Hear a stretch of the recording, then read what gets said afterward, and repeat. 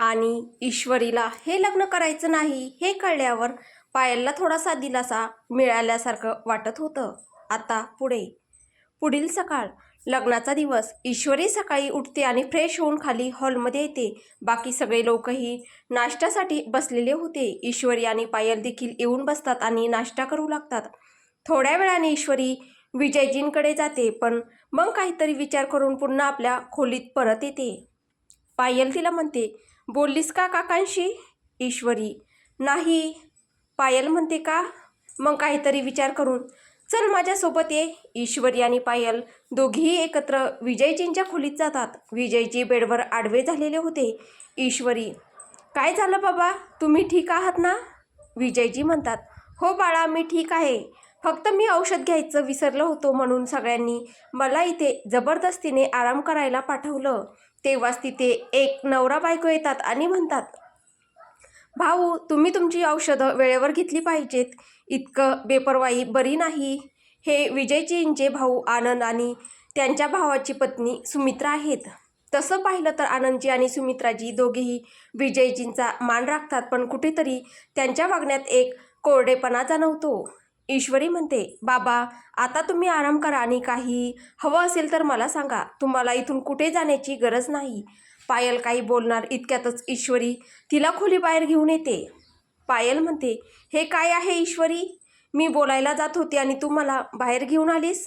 ईश्वरी म्हणते, नाही पायल, काही बोलायचं नाही आहे. चल माझ्यासोबत. ईश्वरी पायलला आपल्यासोबत आपल्या खोलीत घेऊन येते आणि तिला बेडवर बसवत म्हणते, प्लीज पायल, जे होत आहे ते होऊ दे. पायल एक नजर ईश्वरीकडे पाहते. तिच्या चेहऱ्यावर कोणताही भाव नव्हता.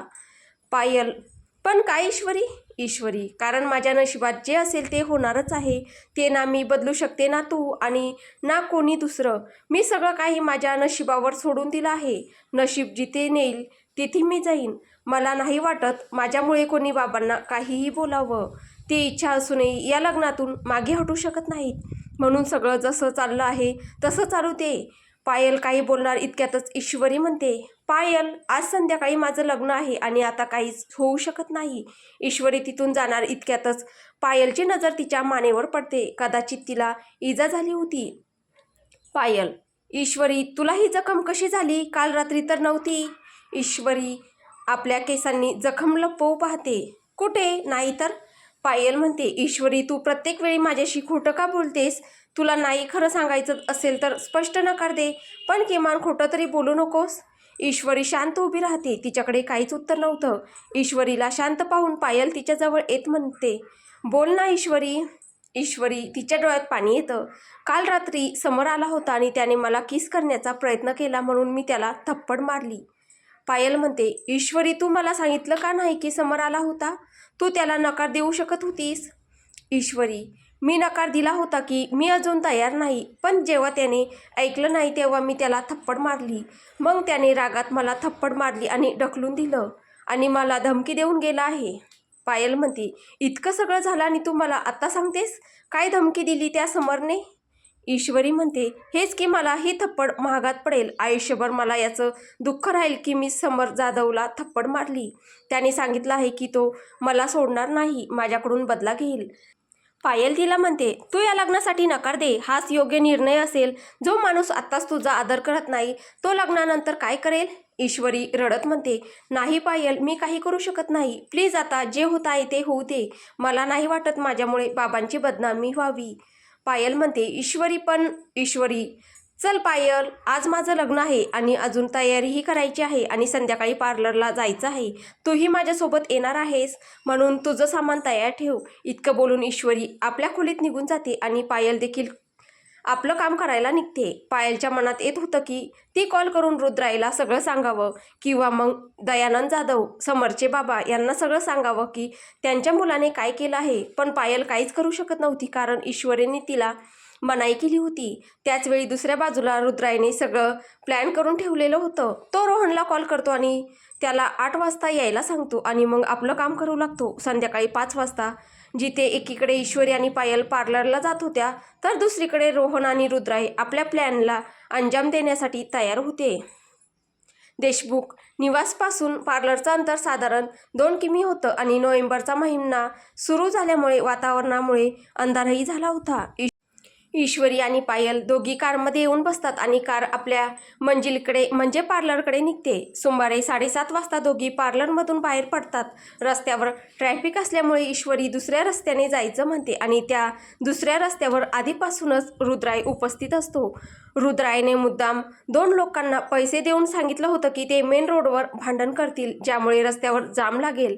त्याचवेळी दुसऱ्या बाजूला रुद्रायला कॉल येतो की काम झालं आहे. रुद्राय रस्त्यावर वाट पाहू लागतो, कारण दुसरा रस्ता सुनसान होता, त्यामुळे तिथून जास्त गाड्या जात नव्हत्या. रुद्रायने आधी सगळी माहिती काढून ठेवली होती, त्यामुळे त्याला जास्त मेहनत करावी लागली नाही.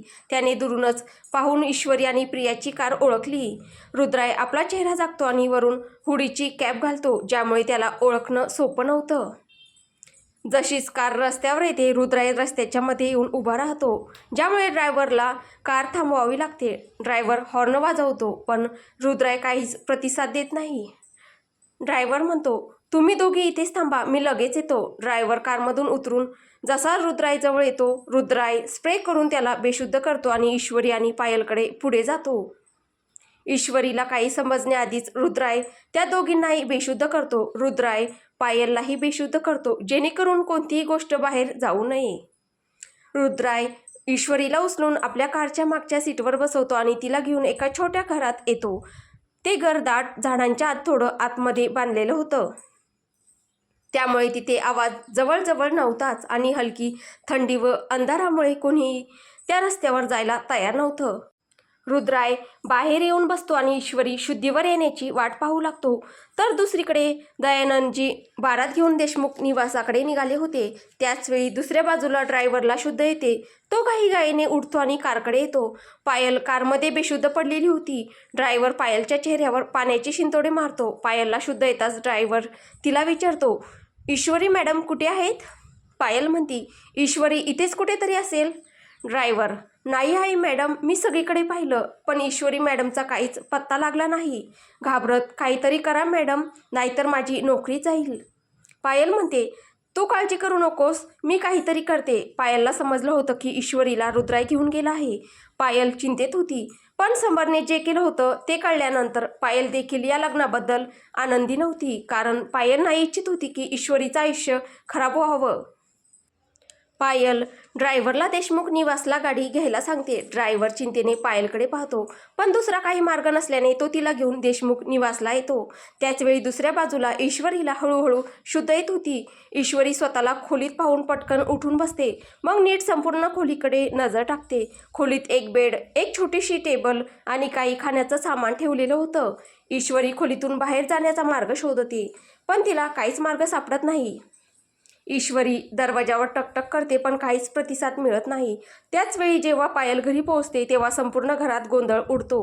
विजयजींनी हे ऐकताच ते बेशुद्ध होतात. आनंदजी आणि सुमित्राजी त्यांना सावरतात. तोपर्यंत विजयजींची मोठी बहीण सुनीताजी तिथे आली होती. आपल्या भावाला आजारी पाहून त्या रागाने म्हणतात, मी तुला सांगितलं होतं ना, त्या मुलीला सोडून दे. तू माझं एकही ऐकलं नाहीस. आता बघ, पळून गेली ना लग्नातून. सांगितलं होतं मी, मनहूस आहे ती आधीपासून. आजूबाजूला उभ्या लोकांकडे पाहून सुनीताजी पुढे काही बोलू शकत नाहीत, पण विजयजींना त्यांच्या अर्धवट बोलण्याचा अर्थही समजतो. विजयजी, नाही ताई, ती माझी मुलगी आहे. ती असं काहीच करणार नाही आणि तिचं अपहरण झालं आहे. ती पळून गेलेली नाही. देवासाठी माझ्या मुलीला काही बोलू नका. विजयजी चिंतेत म्हणतात, बारात कधी येईल? तुम्ही सगळे लवकर तिला शोधा. माझी मुलगी कोणत्या अवस्थेत असेल काहीच माहिती नाही. त्याचवेळी ईश्वरी पुन्हा एकदा बाहेर पडण्याचा प्रयत्न करू लागते, पण यावेळीही तिचा प्रयत्न अयशस्वी होतो. ईश्वरी थकून बसते. तेव्हाच बाहेरून दरवाजा उघडतो. ईश्वरी लगेच उभी राहते. रुद्राय आत येतो आणि ईश्वरीला म्हणतो, शांतपणे बसून राहा, तुझा प्रयत्न व्यर्थ आहे. ईश्वरी ओरडत म्हणते, कोण आहेस तू आणि मला इथे का आणलं आहेस? रुद्राय तिला म्हणतो, मी कोण आहे हे तुझ्या बाबाला विचार. आता शांतपणे इथे बस. आरडाओरडा करून काहीही होणार नाही. ईश्वरी तिथे फळांजवळ ठेवलेला चाकू उचलते आणि रुद्रायला दाखवत म्हणते, बघ, मला जाऊ दे, नाहीतर चांगलं होणार नाही. रुद्राय तिच्याकडे पुढे जात म्हणतो, का नाही जाऊ दिलं तर काय करशील? आज तुझं लग्न आहे ना, आणि तू इथे हा चाकू मला दाखवत आहेस? ठेवतो खाली, नाहीतर लागेल. ईश्वरी त्याला चाकू दाखवत म्हणते, मला जाऊ दे, नाहीतर मी खरंच मारून टाकेन. रुद्राय काहीच बोलत नाही, फक्त शांत उभा राहतो. ईश्वरी काही क्षण थांबते, मग पुढे सरकू लागते आणि म्हणते, बाजूला हो, नाहीतर मारून टाकेन. रुद्राय म्हणतो, मारशील? मारून टाक. इतकं बोलून रुद्राय चाकू पकडतो आणि त्याच्या हातातून रक्त वाहू लागते. ईश्वरी त्याच्या हातातून रक्त वाहताना पाहून घाबरते आणि चाकू सोडून देते. रुद्राय दुसऱ्या हाताने ईश्वरीचा हात पकडतो आणि तिला बेडवर ढकलतो. तिच्याकडे झुकत म्हणतो, काहीही कर, पण माझ्या परवानगीशिवाय तू इथून कुठेही जाऊ शकत नाही. ईश्वरी घाबरत मागे सरकत म्हणते, मला इथे का आणलं आहेस? तुझी माझ्याशी काय दुश्मनी आहे? रुद्राय रागाने ओरडत म्हणतो, दुश्मनी तुझ्याशी नाही, तुझ्या बाबाशी आहे. समजलं का तुला? आणि काय दुश्मनी आहे ते उद्या सकाळी तू स्वतःच विचारून घे. रुद्रायच्या अशा ओरडण्याने ईश्वरी घाबरते आणि मागे सरकू लागते. पण तेव्हाच अचानक ईश्वरी खाली पडते. ईश्वरी अशा प्रकारे पडल्यावर रुद्राय तिच्याजवळ येतो आणि म्हणतो, हे काही खाण्याचं सामान आहे, खाऊन घे. नॉर्मल होत म्हणतो, तू इथे सुरक्षित आहेस, घाबरण्याची गरज नाही, पण पळून जाण्याचा प्रयत्न करू नकोस. इतकं बोलून रुद्राय बाहेर येतो आणि ईश्वरीला खोलीत लॉक करतो आणि स्वतः बाहेर येऊन बसतो. त्याचवेळी देशमुख निवासमध्ये बारात आली होती आणि सगळ्यांना ही बातमी कळली होती की ईश्वरीचं अपहरण झालं आहे. काही लोकांचं म्हणणं होतं की ईश्वरीला लग्न करायचं नव्हतं म्हणून ती पळून गेली, तर काही लोक म्हणत होते की ईश्वरी कोणत्या तरी दुसऱ्या मुलासोबत पळून गेली आहे, तर काही लोक ईश्वरीला शोधत होते. एका बाजूला लोक विजयजी आणि ईश्वरीबद्दल बोलत आहेत, तर दुसऱ्या बाजूला ईश्वरी असहाय्यपणे बसलेली आहे. ती काय करू शकते? फक्त वाट पाहण्याशिवाय काहीच नाही. आपल्या असहायतेचा विचार करत तिच्या डोळ्यातून अश्रू वाहू लागतात. तर बाहेर बसलेल्या रुद्रायची अवस्था समजणं कठीण झालं होतं. चेहऱ्यावर राग आणि डोळ्यात ओलसरपणाचं घर झालं होतं. जणू रुद्राय विचार करत होता, माझ्याकडून सगळं काहीही राहून घेतलं त्यांनी, तरीही मला का वाटतंय की मी त्या मुलीबरोबर चुकीचं करत आहे? नाही, मी बरोबरच करत आहे. त्यांनाही कळलं पाहिजे की जेव्हा एखादी मुलगी आपल्या लग्नाच्या दिवशी वेळेवर मंडपात पोहोचत नाही तेव्हा कसं वाटतं. कसे लोक आपल्या विचारांप्रमाणे एका कुटुंबाला मजबूर करतात, घुसमटत जगायला भाग पाडतात. रुद्रायचे डोळे रागाने लाल झाले होते. त्याचवेळी ईश्वरी पुन्हा एकदा दरवाजा उघडण्यासाठी टकटक करू लागते. रुद्राय रागाने दरवाजा उघडतो आणि ओरडत म्हणतो, काय आहे, एकदाच समजत नाही का? रुद्रायचे डोळे लाल असल्यामुळे ईश्वरी घाबरते आणि विनंती करत म्हणते, ईश्वरी प्लीज मला जाऊ दे. सगळे माझी वाट पाहत असतील. जर मी नाही गेले तर सगळे समजतील की मी पळून गेले आहे आणि माझे बाबा ते सहन करू शकणार नाहीत. प्लीज मला जाऊ दे. काय बिघडलं आहे माझ्या बाबांनी तुझं? का करत आहेस हे सगळं? मी तर तुला ओळखतही नाही. ईश्वरी बोलतच असते की रुद्राय तिच्याकडे पुढे येऊन लागतो आणि रुद्रायला आपल्याकडे येताना पाहून ईश्वरी मागे सरकू लागते. रुद्राय, मी तुझ्या बाबांबद्दल सांगितलं तरी तुला ते खोटं वाटेल. त्यापेक्षा तू स्वतःच तुझ्या बाबांकडून सत्य जाणून घे. विचार त्यांना, त्यांनी किती आयुष्य उद्ध्वस्त केली आहेत. तुला उत्तर मिळेल. आणि आता शांतपणे बस, नाही तर तुझ्यासाठी बरं होणार नाही. ईश्वरी जवळजवळ रागाने ओरडत म्हणते, मला इथे किडनॅप करून का ठेवलं आहे? सांगत का नाही? आणि जोपर्यंत मला हे समजत नाही तोपर्यंत मी शांत बसणार नाही. जे करायचं आहे ते कर. ईश्वरीचं बोलणं ऐकून रुद्राय म्हणतो, जे मनात येईल ते कर. इतकं बोलून रुद्राय बाहेर येतो आणि ईश्वरी तिथेच बसून राहते. ईश्वरीलाही समजलं होतं की तिने काही केलं तरी इथून पळू शकत नाही. त्याचवेळी दुसऱ्या बाजूला बारात आली होती आणि ईश्वरी नसल्याची बातमी सगळ्यांना कळली होती. विजयजींची तब्येतही बिघडत चालली होती. बाकीचे लोक ईश्वरीला शोधत होते आणि तिकडे आपल्या खोलीत बसलेला समर इतका नॉर्मल दिसत होता, जणू त्याला काहीच फरक पडत नाही की लग्नाच्या दिवशी त्याची वधू किडनॅप झाली आहे. त्याच्यासाठी ईश्वरी काहीच महत्त्वाची नव्हती. वेळ जणू चालून थकला होता. त्याची गती मंदावली होती आणि ही रात्रही त्याला पूर्ण साथ देत होती. जसजसा वेळ पुढे जात होता तसतशी विजयजींची चिंता वाढत होती. बहुतेक लोक निघून गेले होते. आता फक्त काही खास लोकच उरले होते आणि त्यांच्या बोलण्यालाही उधाण येत होतं. सकाळी 5 वाजता रुद्राय उठून दरवाजा उघडतो आणि ईश्वरीला त्याच्यासोबत येण्यास सांगतो. ईश्वरी उठून पटकन बाहेर येते. रुद्राय ड्रायव्हिंग सीटवर बसतो आणि ईश्वरीच्या डोळ्यावर पट्टी बांधतो. मग ईश्वरीसोबत तो देशमुख निवासच्या दिशेने निघतो. थोड्याच वेळात कार एका ठिकाणी थांबते. रुद्राय ईश्वरीला म्हणतो, शांतपणे बसून राहा, मी आता येतो. इतकं बोलून रुद्राय बाहेर उतरतो आणि आपल्या जागी रोहनला बसवतो. थोड्याच वेळात रोहन ईश्वरीला देशमुख निवासच्या जवळ आणतो. मग ईश्वरीचा हात पकडून तिला कारमधून बाहेर उतरवतो आणि स्वतः पुन्हा कारमध्ये बसून निघून जातो. कार निघून जाण्याचा आवाज ऐकून ईश्वरी पट्टी काढते, पण तोपर्यंत कार खूप दूर गेलेली असते. ईश्वरी आजूबाजूला एक नजर टाकते आणि आपल्या घराकडे धावू लागते. ईश्वरी घरात येते. तिच्या डोळ्यात अश्रू होते आणि तिचे बाबा बेडवर आडवे होते. ईश्वरी धावत जाऊन आपल्या बाबांच्या जवळ येते आणि रडू लागते. तिथे आजूबाजूला उभे असलेले लोक तिला विचित्र नजरेने पाहू लागतात. विजयजी म्हणतात, ईश्वरी कुठे होतीस बाळा? ईश्वरीच्या डोळ्यातून अश्रू वाहत होते. ती काही बोलणार इतक्यातच सुनीताजी म्हणतात, असेल कोणासोबत तरी. ईश्वरी म्हणती, बाबा मी कोणासोबत गेले नव्हते, माझं एका मुलाने अपहरण केलं होतं. सुनीताजी म्हणतात, काय अपहरण? कोण होता तो मुलगा? मग विजयजींना म्हणतात, विजू मी सांगत होती ना की तुझ्या मुलीला इतकं डोक्यावर चढवू नकोस, एक दिवस ही तुझं नाक कापेल. आणि बघ, ही पूर्ण रात्र एका अनोळखी मुलासोबत घालवून आली आहे.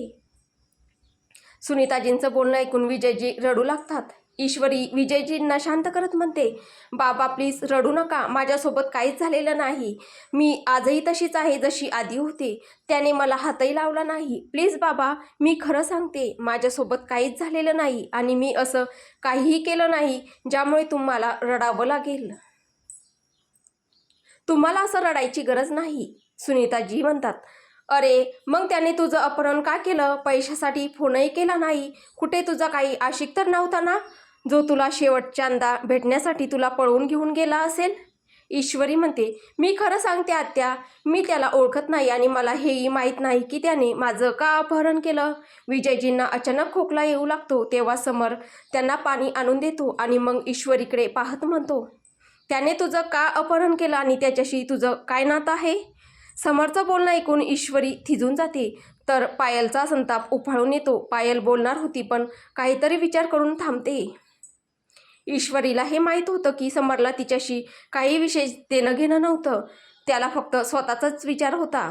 पण ईश्वरीने कधीच विचार केला नव्हता की ज्या व्यक्तीशी ती लग्न करणार होती तोच तिच्या चारित्र्यावर प्रश्न उभा करेन. ईश्वरी काही बोलणार इतक्यातच अचानक विजयजींच्या छातीत वेदना होऊ लागतात. ईश्वरी म्हणते, बाबा काय झालं? विजयजी, ईश्वरी बाळा. ईश्वरी विजयजींना थांबवत म्हणते, तुम्ही काही बोलू नका, मी आताच डॉक्टरला कॉल करते. विजयजी म्हणतात, नाही ईश्वरी, माझं ऐक. तुझं लग्न झाल्यावर नेहमी कुटुंबाला एकत्र ठेवण्याचा प्रयत्न कर. बाळा, चुका प्रत्येकाकडून होतात, पण कधीकधी नातं टिकवण्यासाठी त्या चुका दुर्लक्ष कराव्या लागतात. बाळा, ही दुनिया इतकी चांगली नाही की नेहमी आपली साथ देईल, पण जो तुझी साथ देईल त्याचा तू नेहमी साथ दे. विजयजींच्या घशात शब्द अडकतात.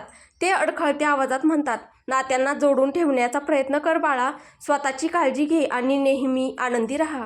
ईश्वरी रडत म्हणते, बाबा हे सगळं नंतर बोलू, आधी मला डॉक्टरला कॉल करू द्या, तुम्ही आराम करा. ईश्वरी डॉक्टरला कॉल करणार इतक्यातच विजयजींचा श्वास थांबतो. ईश्वरी जी आतापर्यंत रडत होती ती अचानक पूर्ण शांत होते. फक्त आपल्या बाबांकडे पाहत राहते आणि तिथे उपस्थित लोक ईश्वरीलाच दोष देऊ लागतात. त्यांच्या म्हणण्यानुसार ईश्वरीमुळेच विजयजींचा मृत श्वास थांबला होता. सुनीताजीही रडत होत्या. त्या रडत रडत ईश्वरीला म्हणतात, मिळालं का तुला समाधान? माझ्या भावालाही संपवलंस. ज्या माणसाची मुलगी लग्नाच्या दिवशी रात्रभर कोणत्या तरी मुलासोबत तोंड काळं करून येईल त्याचं काय होणार? ईश्वरी एक नजर समरकडे पाहते. तिला माहीत होतं की समर तिची साथ देणार नाही, पण या क्षणी कदाचित ईश्वरी समरमध्ये आधार शोधत होती. पण कदाचित ती हे विसरत होती की समर तिच्या विचारांच्या पूर्ण विरुद्ध आहे, जे समरने सिद्ध केलं.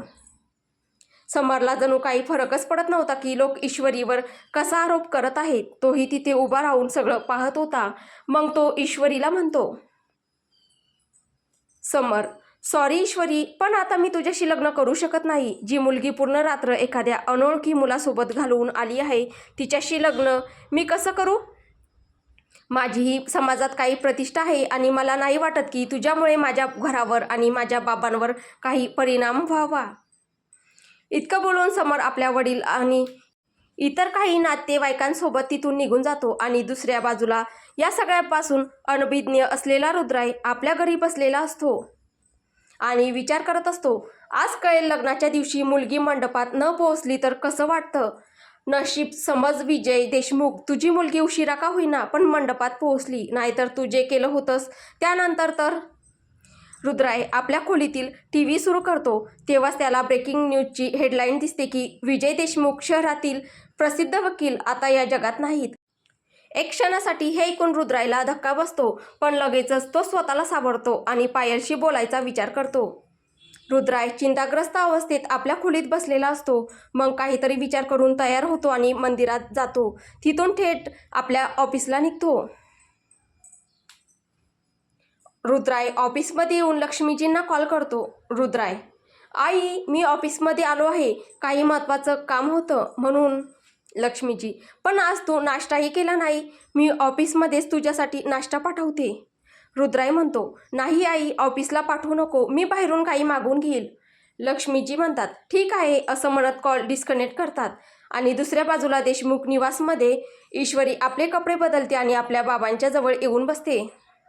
तिथे आनंदजी आपल्या भावाच्या अंत्यसंस्काराची तयारी करत होते. पायल ईश्वरीच्या जवळ बसली होती. ती ईश्वरीशी बोलण्याचा प्रयत्न करत होती कारण ईश्वरीचं रडणं गरजेचं होतं, पण ईश्वरी मात्र शांत बसली होती. तर आता पुढे काय होईल हे आपल्याला पुढच्या भागात पाहायला भेटेल. तुम्हाला ही कथा कशी वाटते आहे कमेंटद्वारे नक्की कळवा.